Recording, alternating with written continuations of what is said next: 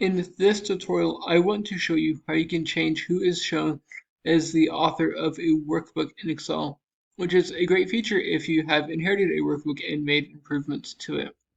So to do this, you can go to File, then to Info, where here you can see the author of the workbook and who it was last modified by.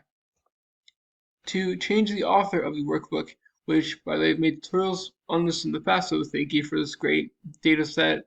But to change who is shown as the author, you can click on this properties menu right here, click on advanced properties, and here you can change the author to be Brandon as an example. And you can also adjust this to add additional fields that might be relevant to your document. But in this example, I'm just going to change the author right here and click OK.